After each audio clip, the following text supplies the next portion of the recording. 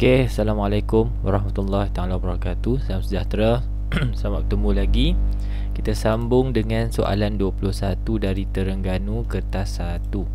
Alright, Raja menunjukkan sebuah troli ditarik oleh daya F 10,000. Okey, kita highlight kat sini, daya 10,000 yang membuat sudut 55 darjah dengan mengufuk. Okey, horizontal bagi yang belajar bagi yang familiar dengan bahasa Inggeris horizontal component. Okey, tu rajah dia. Soalan nak awak cari horizontal force. Okey, daya mengufuk. Untuk daya mengufuk, kita akan resolve komponennya kepada dua. Daya F boleh di resolve kepada komponen Fx dan juga komponen Fy. Tapi soalan mention bahawa dia nak horizontal force, which is Fx. So untuk cari Fx, kita pakai F darab dengan cos theta. Okay, F adalah 10,000, kemudian cos dengan sudut theta. Okay, theta sekarang sudah pun di tempatnya. Ingat, theta ni kadang-kadang soalan bagi tempat yang bukan tempatnya. Okay, tempat dia kat mana? Kalau awak tanya saya, okey, theta mesti berada di antara F dengan Fx, T dengan Tx, W dengan Wx. Okey, macam tu. Dia memang sudut ini tempatnya adalah di antara F dengan Fx sahaja. Kalau soalan bagi awak selain daripada situ, misalnya di sebelah sini, maka awak kena buat 90 tolak something. Okey, tolak sudut sini, dapatlah sudut theta. So make sure awak berhati-hati dengan pemilihan sudut dalam rajah. Okay, tekan calculator. You'll get your answer as 5736 Newton. Okay, ayam.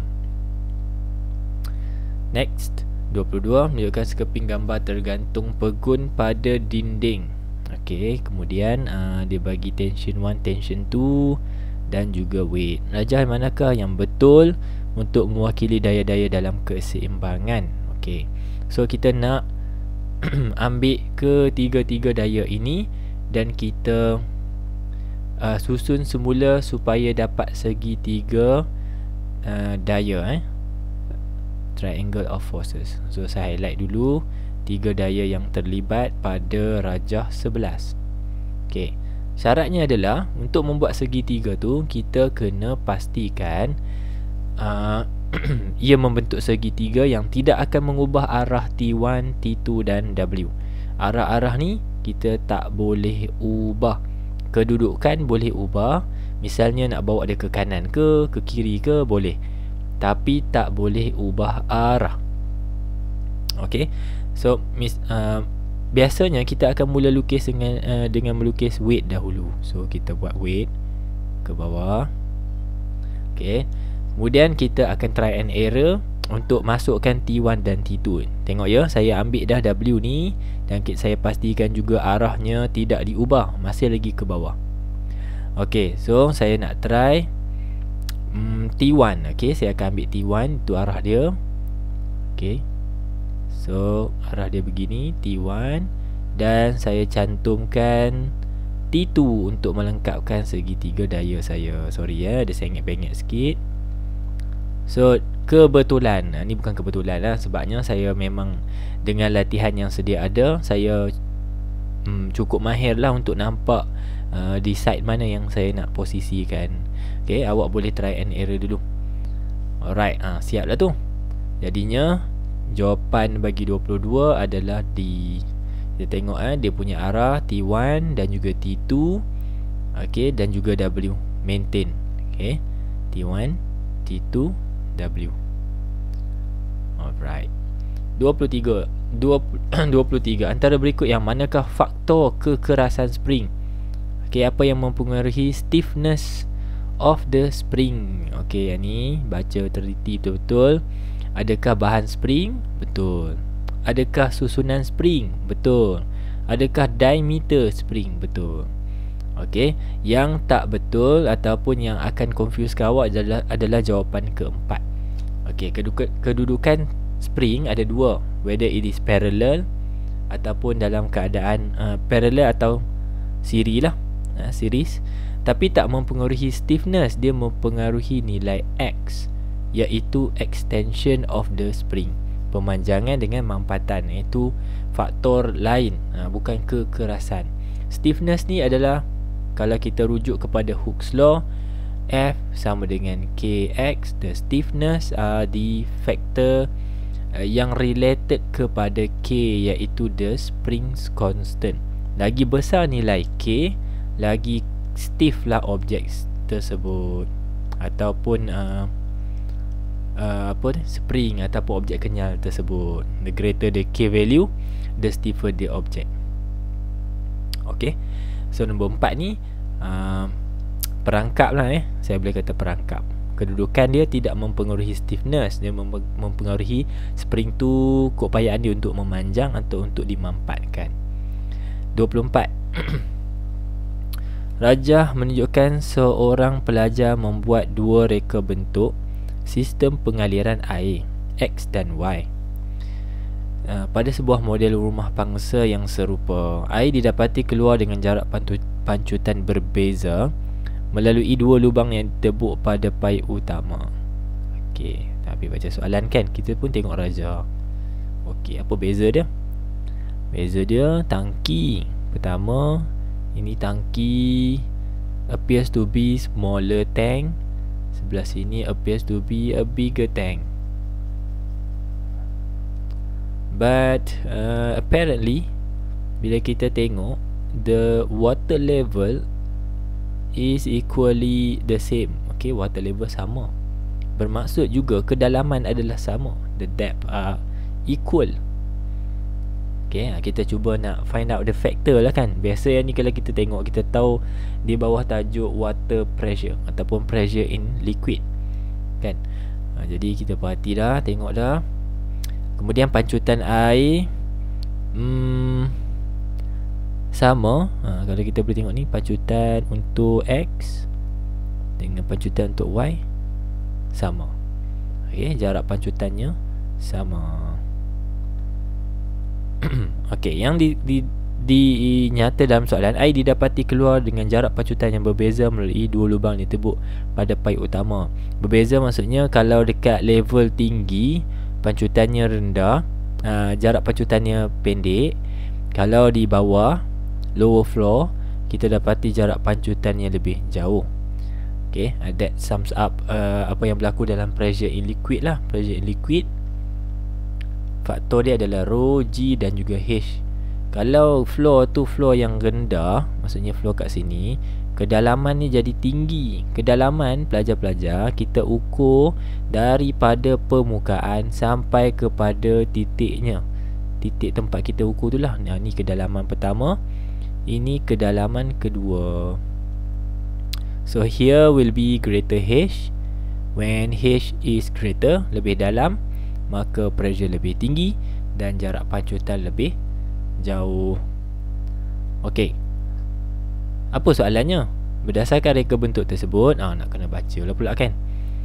Alright, so 24, the best answer adalah the distance of spurt water increases when the area, yang ni 24 ni nak kena baca satu-satu lah. Nak kena baca satu-satu untuk kita nilai. Jarak pancutan air bertambah apabila tangki air bertambah. Apabila tinggi tangki air bertambah. Jarak pancutan air bertambah apabila luas tapak tangki bertambah. Jarak pancutan air bertambah apabila jarak antara paip utama dengan dinding tangki air bertambah. Dinding tangki air bertambah. Jarak pancutan air bertambah apabila jarak antara lubang dengan permukaan air bertambah. So my verdict will be, kalau saya baca lah sebab berbeza dengan kalau skema, saya perasan skema bagi jawapan B. Skema bagi jawapan B.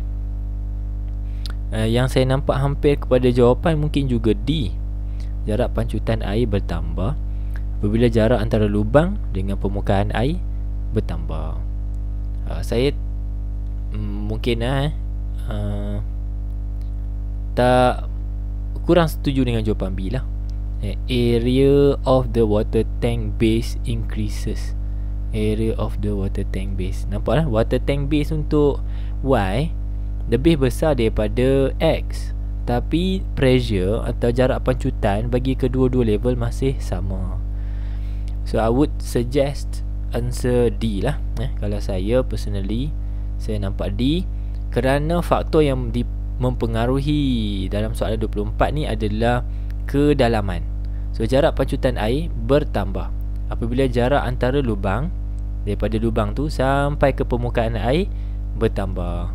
Itu satu faktor yang kita nampak sini lah. Kalau jaraknya jauh daripada permukaan, maka jarak pancutan jadi jauh. Kalau jarak lubang ke permukaan adalah rendah, maka jarak pancutan rendah. Okey.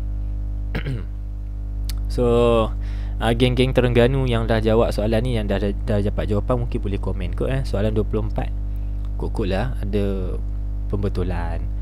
Okey, tapi kalau saya salah boleh komen juga kat bawah. Boleh letak komennya kenapa salah. Alright. 25. Rajah menunjukkan sebuah barometer merkuri untuk mengukur tekanan atmosfera. Okey, barometer ini barometer.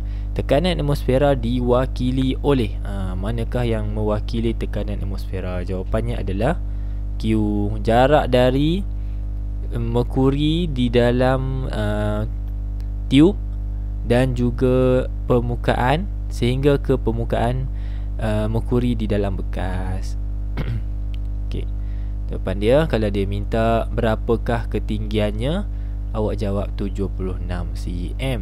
Kalau dia tanya berapakah tekanannya, awak akan jawab 76 cm merkuri. Macam tu.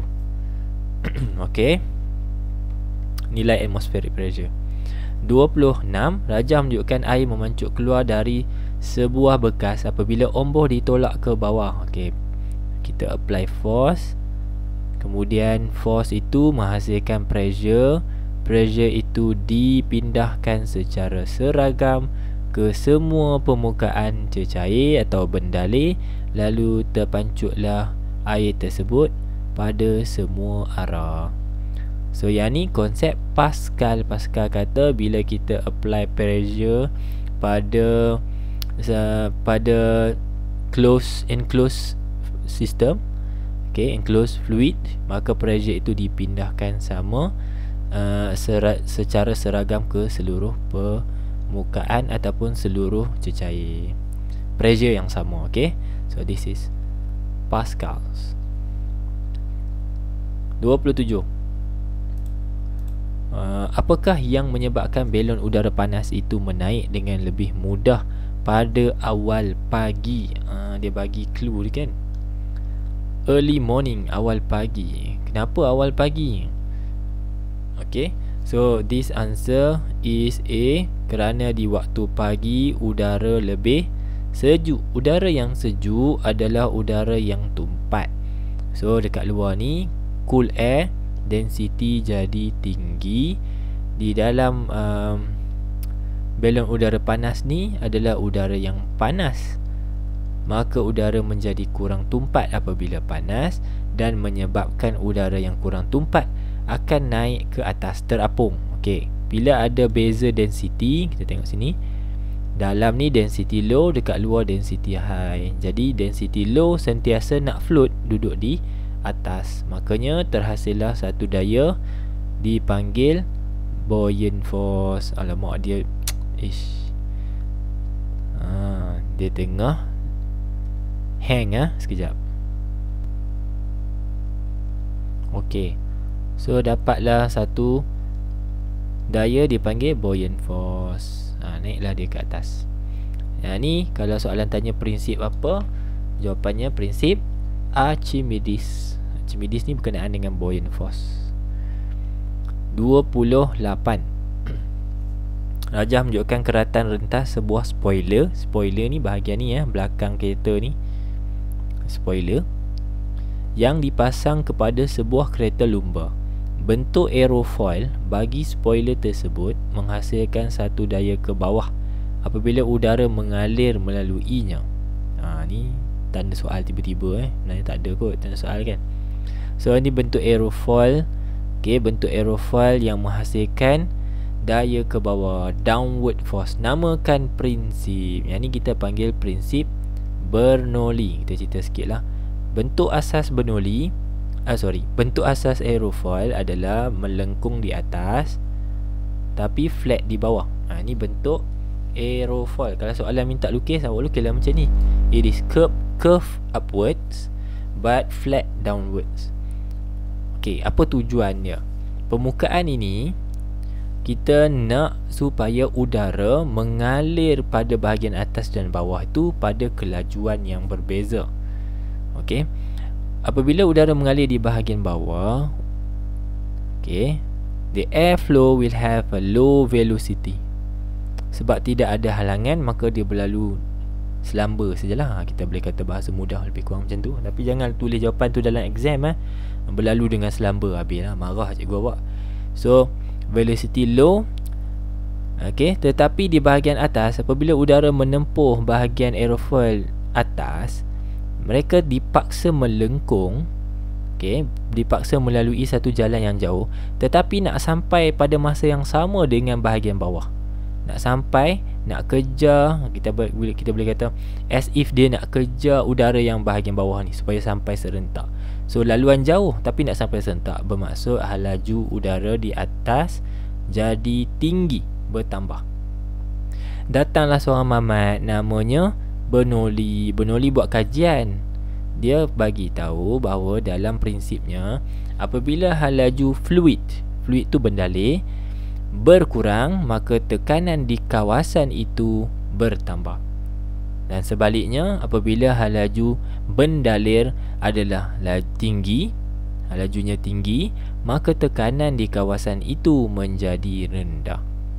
Hasil daripada beza tekanan ini, ada kawasan bawah tekanannya tinggi, kawasan atas tekanannya rendah, maka berlaku beza tekanan yang kemudiannya akan menghasilkan suatu daya angkat, lift force. Lift force dia bertindak dari tekanan tinggi yang menolak ke arah tekanan rendah. Tekanan tinggi sentiasa menolak ke arah tekanan rendah. Makanya awak akan dapat satu daya yang bertindak ke arah tekanan rendah. Daya ini kita panggil lift force, daya angkat. Daya angkat. So itu pasal aerofoil, bentuk aerofoil. Tapi untuk menghasilkan daya ke bawah, ni kita nak connect dengan soalan ni kan. Daya ke bawah, downwards, macam mana? Dengan menggunakan inverted aerofoil. Sebenarnya yang berlaku dekat sini, yang tengah diinstall dekat sini adalah dalam bentuk inverse. Inverse maksudnya kita inverted inverted. So melengkung di bawah, flat di atas, maka force yang kita hasilkan adalah downward force, daya yang menekan ke bawah. Kenapa kereta macam ni, kereta lumba ni dia nak pakai downward force pula? Kerana ingin menambahkan cengkaman pada jalan cengkaman. Kereta ni sangat laju, kereta lumba kan laju, jadi kalau kurang cengkaman, nanti kereta tu boleh terbabas. Sebab tayar kereta racing pula kurang bunga atau langsung tidak ada track, tak ada bunga tayar. Sebab kalau ada bunga tayar, kereta jadi lebih perlahan sebab geseran bertambah kan. So kita apply inverted aerofoil di bahagian spoiler depan dan spoiler belakang, dua-dua. That's it. Next, 29. Untuk soalan 29, rajah menunjukkan dua plat logam selari pada jarak berbeza. Ni keyword dia, jarak berbeza, yang disambungkan kepada VLT, voltan lampau tinggi. Dalam bahasa Melayu, bahasa Inggeris, EHT, extra high tension. Apa tu EHT ataupun voltan lampau tinggi? Voltan lampau tinggi ni adalah voltan dalam skala ribu. Dia boleh pergi sampai 5 kV, up to lebih besar pula, up to 5 kV. Dia boleh pergi sampai 5 kV. Kalau power supply yang biasa tu 13 volt je. Yang tu power supply biasa kan. Tu pun awak kena pusing dekat 12 volt. Lepas tu awak tekan, awak pusingkan pada plus 1. Dapatlah 13. Yang warna biru tu. Okay, EHT adalah satu bekalan voltan yang pada skala ribu. Ribu maksudnya kuat lah. Dia punya voltan sangat tinggi, bukan kuat, sangat tinggi. Okey, menghasilkan, bila voltan lampau tinggi ni, dia menghasilkan strong apa? Strong electric field. Voltan lampau tinggi menghasilkan strong electric field. Habis yang power supply biasa ni, dia kurang lah. The strength dia lower than the EHT.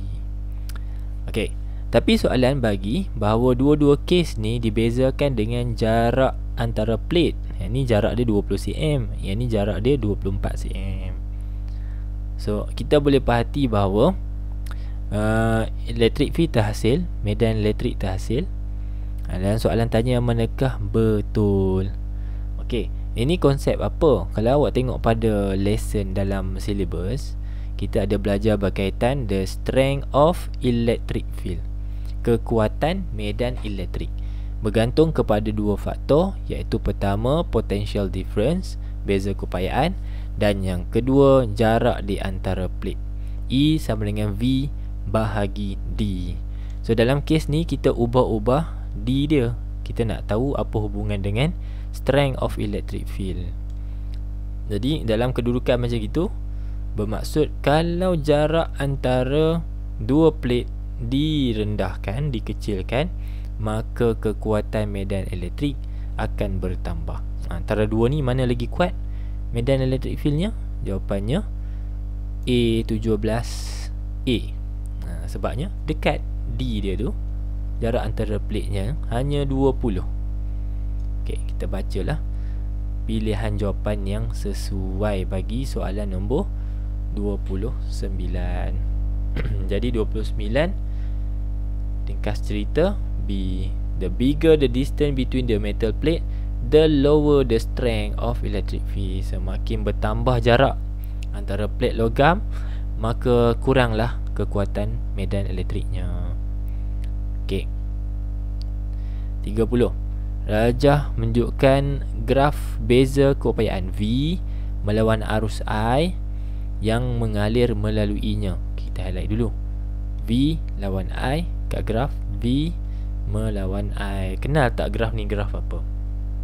Kalau awak banyak tengok video saya, memang in split second awak dah boleh jawab dah. Yang ni graf EMF dan juga internal resistance. Macam mana saya kenal? Sebab saya terus tengok bentuk dia. And kalau awak banyak buat latihan, memang awak tak akan miss dia. Graf V melawan I ada dua dalam syllabus. V melawan I ada dua bentuk graf. Okay, sorry. Yang pertama adalah V melawan I directly proportional. Yang ini adalah Ohm's law, yang mana kalau awak cari kecurunan, awak akan dapat nilai rintangan. Rintangan milik konduktor lah, tungsten ke, konstantin ke. Satu lagi adalah V melawan I juga, tapi dalam bentuk seperti mana dalam soalan 30 ni, linear tapi decreasing linearly. Yang ni graf EMF. Pertama boleh cari pintasan sini, dapat EMF, that give you this one, EMF. Yang kedua, kalau awak cari kecurunan, negatif kecurunan adalah sama dengan negatif kecurunan adalah sama dengan internal resistance. Kecurunannya adalah nilai rintangan dalam. Okey. So kita padam ini ya. Alright, apa soalan dia? Yang manakah betul? Tengok. Terus soalan bagi EMF dengan internal resistance. So macam nak cari EMF tadi? Kita tengok pintasan pada paksi Y atau pintasan untuk V. Kerana EMF kan dalam unit volt kan. So ini 1.8. Dan kalau awak nak cari rintangan dalam, awak mencari kecerunan graf. Right, 30. The best answer is bola B. Okay, pintasan paksi V dan kecerunan graf. Ini memang soalan favourite lah, all time favourite. All time favourite graf ni. Kalau tak keluar yang ni, yang atas ni, Ohm's law, dia akan keluar yang bawah ni. So watch out. Pastikan boleh jawab. 31. Bilangan klip kertas yang tertarik pada rod besi disebabkan oleh kesan elektromagnet. So elektromagnet tu macam mana terhasil? Kerana bila arus mengalir di dalam konduktor yang kita buat dalam bentuk solenoid ni, dia menghasilkan medan magnet. Dan medan magnet itulah yang menarik klip kertas logam melekat padanya. Okey. Pengubah suaian manakah menambahkan bilangan klip kertas tertarik? Soalan ni tanya awak pasal bagaimana nak make sure the magnetic field become stronger, nak menghasilkan medan magnet yang lebih kuat. Bagaimana cara untuk menghasilkan medan magnet yang lebih kuat? Hati-hati ni medan magnet tau. Tadi kita dah cerita pasal medan elektrik. Jangan awak campur dua-dua. Medan elektrik dihasilkan oleh plat positif dan plat negatif. Di antara dua tu, di antara plat positif dan plat negatif, ada electric field. Kalau yang macam gini, sama ada solenoid yang ada wire, yang ada bateri, ataupun medan yang dihasilkan oleh magnet, itu kita panggil magnetic field. Okay, by the way, soalan tanya nak bagi dia stronger. How? So the best way is to ada beberapa dan antaranya adalah menggantikan iron rod dengan soft iron core.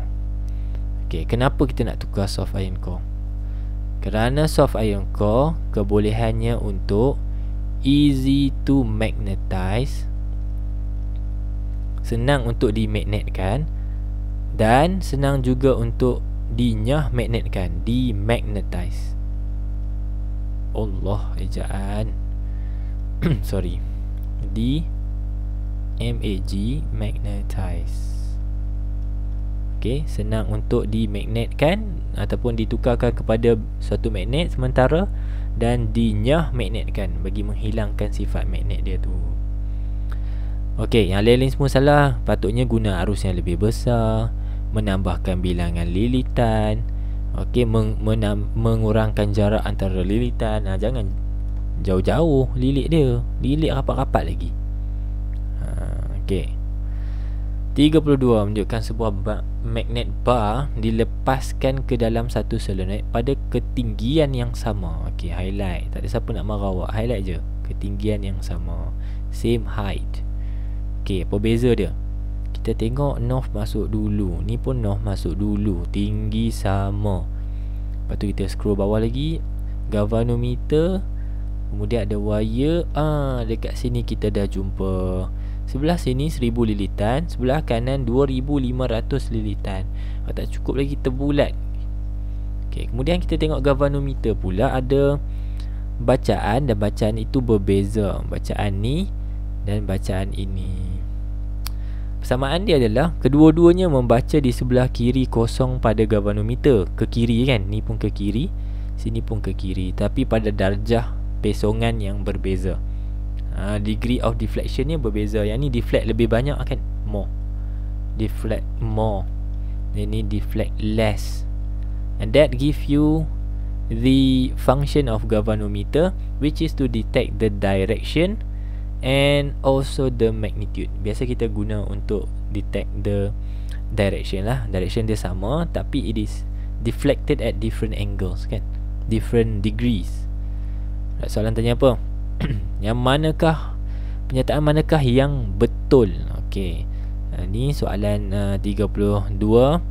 Jawapannya adalah D. Semakin bertambah bilangan lilitan, tu faktor dia, semakin bertambah pesongan jarum galvanometer. Kenapa ya? Sebab semakin banyak lilitan, semakin banyak cutting off magnetic field. Ni ya, semakin banyak pemotongan medan magnet, cutting off magnetic field. semakin banyak pemotongan medan magnet, maka semakin besarlah arus aruhan.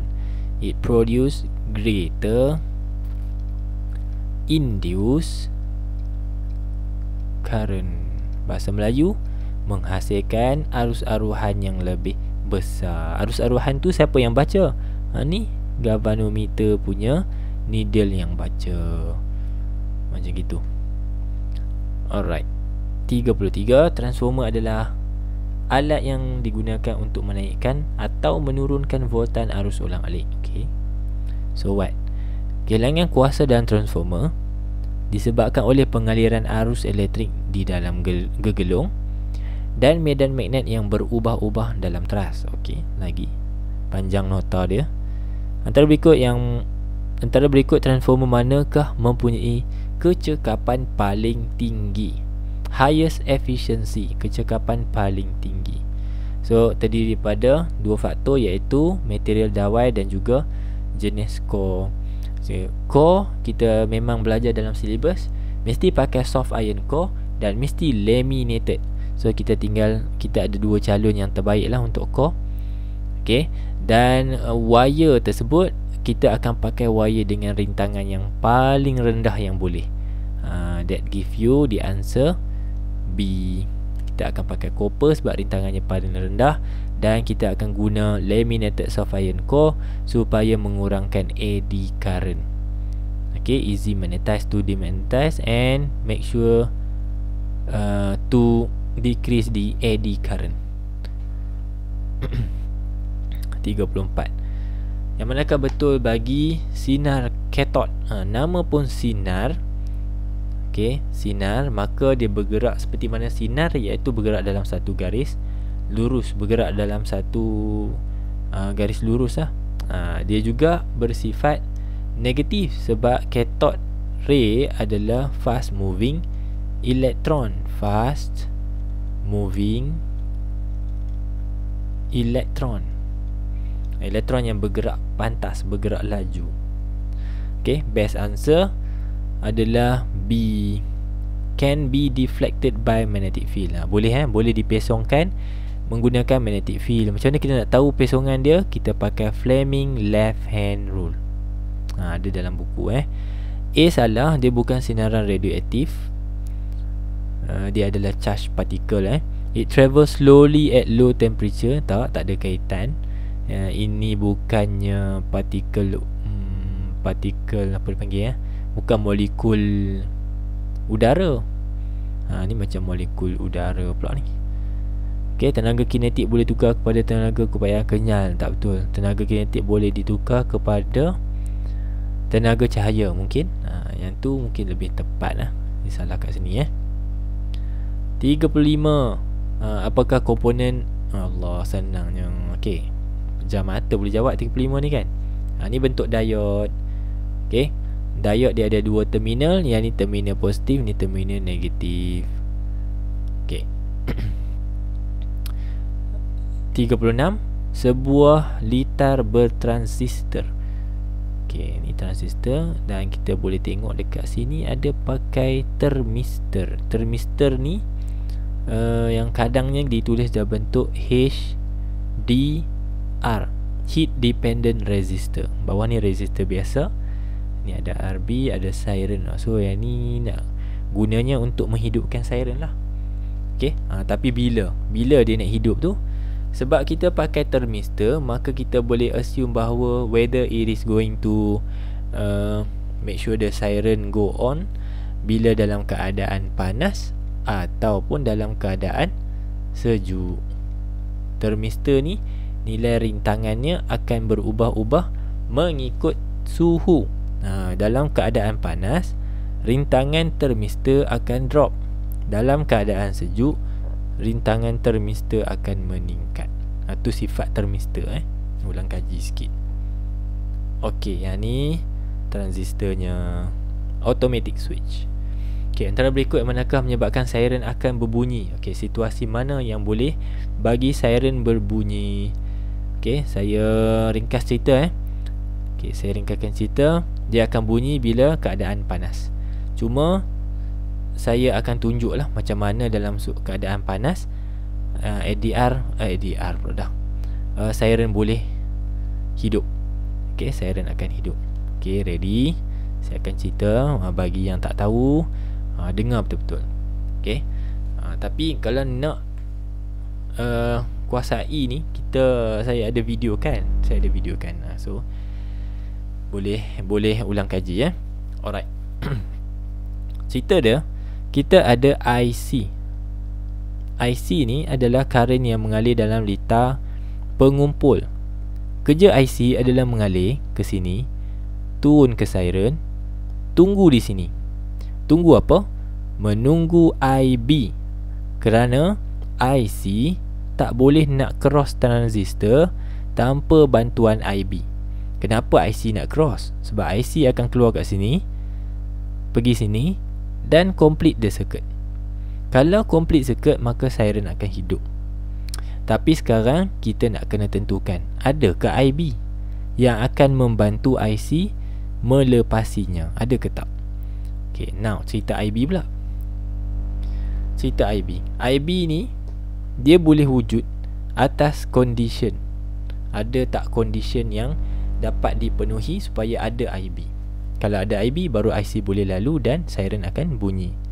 Okay, IB ni main mana pula? Okay, now comes the crucial part. Baik, dalam keadaan panas, tadi soalan kata kan, dan saya bagi jawapan dia kan, surrounding is hot. Bila dalam keadaan panas, HDR punya rintangan akan jatuh, rintangannya akan menjadi rendah. Okay, rintangan HDR akan jadi rendah. Saya pun ambil pen, saya tulis ni, rintangan jadi rendah.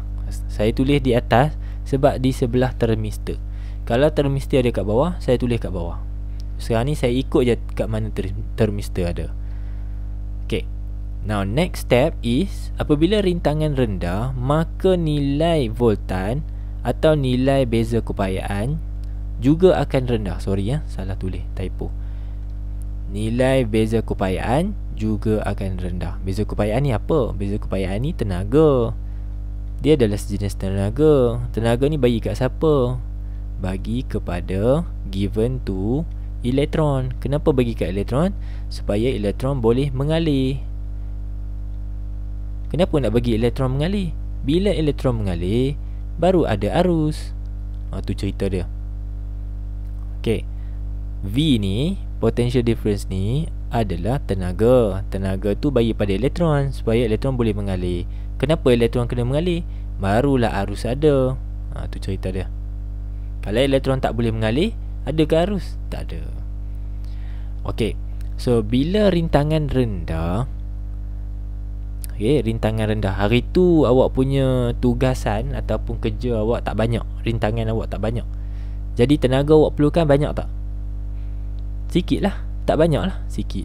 Okay, kalau hari tu banyak, kena lari, bleed test lagi, petang ada prep lagi, malam ada pertandingan kawat lagi, contoh. Jadi tenaga awak perlukan banyak. Itu analogi dia. Kalau rintangan tinggi, maka V akan jadi tinggi. Kalau rintangan rendah, maka V akan jadi rendah. Jangan salah ni, jangan terbalik yang ni. So saya pun tulis V rendah. Okay, so sebab termistor ni duduk di atas, IB adalah satu arus yang mengalir dalam litar tapak. Jadinya saya kena tentukan dalam litar tapak ni sama ada V dia besar ke kecil, V dia tinggi ke ataupun rendah. Okey, so sebelah sini kita panggil potential divider. Sorry ya, lama sikit. Siapa yang baru nak belajar boleh dengar. Sebelah sini kita panggil potential divider, pelajar. Kita panggil potential divider. Apa tu potential divider? Nama pun divider. Potential divider adalah, misal saya kata kat sini 6 volt bateri ni 6 volt. Potential divider akan membahagikan 6 volt ni kepada dua bahagian, tetapi tidak sama banyak. Misalnya yang atas ni terima 2 volt, bawah akan terima 4 volt. Okay, so 2 tambah 4 dapat 6. Contoh. Okay, so kita tengok sini 2 kan kecil, 2 kan kecil. Okay, maka yang bawah jadi besar. Okey, kalau saya letak satu nombor lagi, 5 volt untuk bahagian atas, bawah ni dapat 1 volt. Kenapa 1? 5 tambah 1 dapat 6. So kita tengok, kalau atas besar, bawah jadi kecil. Okey, itu maksud potential divider. Potential divider, bahasa Melayu saya tak ingat lah. Potential divider, nanti kan saya sebut dia jadi terma yang tak kurang tepat So pembahagi beza keupayaan ke, saya tak pasti. Boleh rujuk potential divider, itulah dia punya norm dia. Dia punya sifat dia adalah membahagikan beza keupayaan di sebelah kanan ni kepada 2, tapi tak sama banyak. So balik pada goal kita sekarang, apabila V di atas adalah rendah, maka V di bawah adalah tinggi. V ni apa? Sekali lagi, V adalah tenaga bagi dekat siapa? Elektron. Supaya elektron mengalir. Kenapa? Nak menghasilkan arus. Okey, so bahagian bawah V dia tinggi, tenaga dia besar. Ada tak arus yang terhasil? Ada. Barulah ada IB. Tu syarat IB tu. Macam mana IB boleh wujud? Bila potential difference, beza keupayaan di bawah adalah besar. Nilainya besar, tenaganya cukup, elektron mengalir, IB ada. So bila IB ada, apa jadi?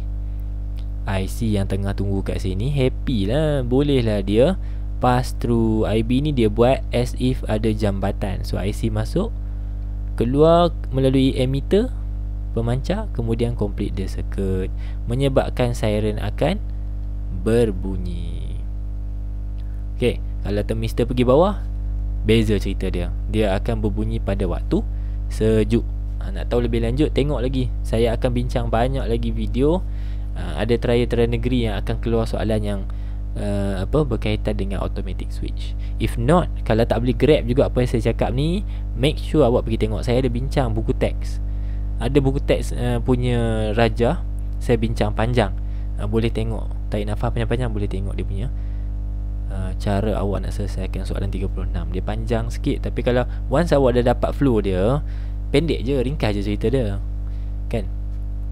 So saya cerita panjang sebab extra lah, saya bagi awak knowledge yang panjang sikit supaya nanti jumpa lagi tak perlu awak fikir terlampau lama, kan? Kita tak perlu go detail sangat lah, macam gitu. Okay, 37. Okay, 87.5% gallium telah reput selepas 24 minit. Okey, telah reput bukan tinggal, telah reput. Tu ayat tu. Has decayed. Kena hati-hati belajar. Soalan radioactivity ni dia senang, tapi awak kena tengok teliti dia punya ayat. Telah reput. Biasa kan kita buat bahagi dua tu. Yang tinggal di sebelah kanan tu adalah baki dia. Yang ni soalan kata telah reput. Berapa minit? 24 minit. Soalan tanya, berapakah separuh hayat, half-life, berapakah separuh hayat bagi gallium 65? Okey, jangan pula awak confuse gallium 65 has nothing to do dengan half-life. 65 ni adalah nombor nukleon dia. Nombor nukleon, mass number dia. So jangan pula awak macam-macam lah. Ada banyak nombor kan, awak mula nak reka-reka kan. Ni nombor nukleon dia, tak ada kaitan dengan half-life tu. So aktiviti asal bagi gallium, kita assume kalau dalam bentuk persen, it's 100% lah sebelum dia decay kan. Kemudian bila dia decay sekali, menghasilkan ataupun berbaki tinggal 50%. Tinggal 50%, macam gitu. So kita nak 87.5% yang telah decay. 87. So kita ambil 87, kita ambil 87.5% ni, 100 tolak dengan dia, maka kita akan dapat bahawa kita kena buat proses bahagi 2 ni sehingga kita jumpa 12.5%. Kalau 87.5% yang telah rebut, berapa yang telah tinggal? Saya revise balik ayat saya tadi kan, kalau awak tak faham berbelit-belit. Soalan kata 87.5 telah rebut. Okey, yang berbaki berapa? Ni lah, tinggallah 12.5% saja. Macam tu. Okey, belum habis lagi. Belum lagi, sabar. So, daripada 100% sehingga mencapai 12.5% berbaki, telah pun mereput sebanyak 87.5%. Tu. Berapa lama? Jawapannya 24 minit. Daripada sini sampai sini berlangsung selama 24 minit. Jadi setiap anak panah ni mewakili satu half-life. Ni half-life kali pertama, ni half-life kedua, ni half-life kali ketiga. Kita buat ayat matematik. 3 kali half-life bersamaan dengan 24 minit. Okey, jadi soalan kata half-life berapa? So kita bahagi 3, 24 bahagi 3, kita dapat 8 minit. B. Okey, 38. Terberikut manakah tindak balas pelakuran fusion? Okey, pelakuran atau fusion ni proses apa? Proses di mana nukleus yang kecil bergabung. Okey, bergabung, combine untuk membentuk nukleus yang lebih besar dan lebih berat. Okey, so the best answer untuk soalan ni adalah C. Kita tengok. Okey, deuterium dengan deuterium, dua-duanya is a light nuclei bergabung menjadi yang lebih berat. Okey, yang lebih besar dan menghasilkan tenaga. So C is the best answer. Kenapa? Yang lain-lain tu, yang ni decay saja, atau kita panggil dia alpha decay. B, yang ni juga kita panggil dia decay, tapi ini beta decay. Panggil beta decay. D apa pula? D adalah, kita tengok 239 pecah jadi 95, 1/1. Yang berat tiba-tiba jadi yang lebih ringan. Yang ni nuclear fission, pembelahan. Okey, pembelahan nuklear. 39. Antara berikut yang manakah tenaga cahaya yang wujud dalam bentuk paket tenaga? Bentuk paket tenaga So direct adalah foton. Foton adalah satu paket tenaga. Macam nak cari tenaga foton? Pakailah formula E sama dengan HF. Kalau tak ada F, kita pakai HC bahagi lambda. Okey, soalan terakhir. Suatu foton bagi gelombang elektromagnet mempunyai momentum menyamai elektron yang bergerak dengan kelajuan pada kelajuan berikut. Ni kelajuan dia. So kelajuan ni kita boleh letak simbol lah, V. Apakah panjang gelombang de Broglie? Okey, gelombang de Broglie ni kita boleh cari formula dia dekat senarai formula math. Kita tengok sama-sama. In case tak hafal, let us find the equation. So dia ada kaitan dengan momentum kan tadi. Jadi kita boleh tengok yang terkait adalah 3 dan 4, tetapi yang sesuai adalah nombor 4. This is de Broglie wavelength. Bagi yang belum tahu, nombor 4 dan nombor 3 adalah formula bagi de Broglie wavelength. So yang sesuai kita pakai nombor 4, sebab kita ada maklumat jisim, kita ada maklumat halaju, kita juga boleh key in Planck constant tu. Planck constant nombor 9 ni H dia. Okey, H ni bukan depth, bukan kedalaman, Planck constant. Alright, jom kita cuba selesaikan.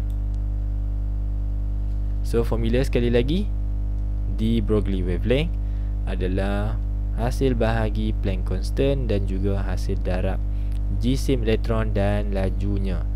Okey, Planck constant 6.63 darab 10 kuasa negatif 34 bahagi dengan jisim elektron 9.1 darab 10 kuasa negatif 31. Macam mana saya tahu? Kat sini kan ada ni jisim elektron. Okey. Jadi darab dengan V halaju elektron tu lah 2 darab 10 kuasa 6. Tekan-tekan kalkulator. Sepatutnya jawapan awak 3.64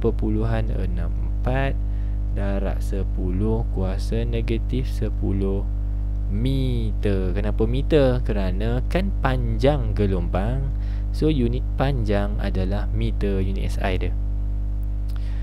Okey, jawapan adalah C. Sampai situ saja. Kita jumpa lagi di kertas 2 insya-Allah. Tolong share, tolong like, tolong komen. Kalau nak lagi tolong komen, insya-Allah membantu menaikkan capaian dan juga menaikkan semangat saya lah untuk saya cover insya-Allah beberapa set lagi. Okey, semoga berjaya. Teruskan momentum. Tolong skor fizik. Fizik tu mudah je, simple je, insya-Allah boleh. Okey, good luck. Assalamualaikum. Bye.